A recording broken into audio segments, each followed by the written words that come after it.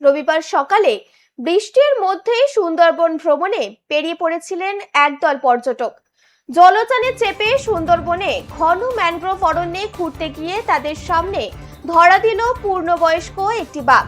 জানা গিয়েছে 12 জনের পর্যটক দল সুন্দরবনের মরিচঝাপি এলাকায় পৌঁছতেই নদীর ধারে বাঘটিকে দেখতে পান। চোখের সামনে বাঘের দেখা পেয়ে আনন্দে উচ্ছ্বাসিত হয়ে ওঠেন পর্যটকেরা। এরপর বাঘটিকে নদী সাঁতরে গভীর অরণ্যের দিকে চলে যেতে দেখা যায়। যাওয়ার সময় বেশ কয়েকবার পর্যটকদের দিকে ঘুরে তাকাতেও দেখা যায় তাকে। বিরল এই দৃশ্য ক্যামেরাবন্দি করার পাশাপাশি বাঘের দর্শনের রীতিমতো রোমাঞ্চিত হয়ে ওঠেন পর্যটকেরা। সুন্দরবনের জঙ্গলে বাঘের দেখা পাওয়া যে কোনো পর্যটকের কাছেই অত্যন্ত আকর্ষণীয় অভিজ্ঞতা। এদিন 12 জন পর্যটকের সেই স্বপ্নই পূরণ হলো মরিচঝাপির জঙ্গলে।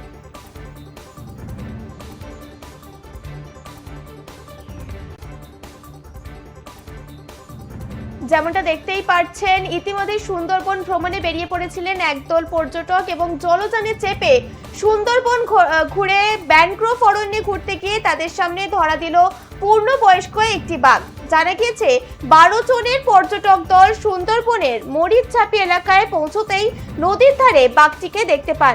চোখের সামনে বাঘের দেখা পেয়ে আনন্দে উচ্ছ্বাসিত হয়ে ওঠেন পর্যটকরা।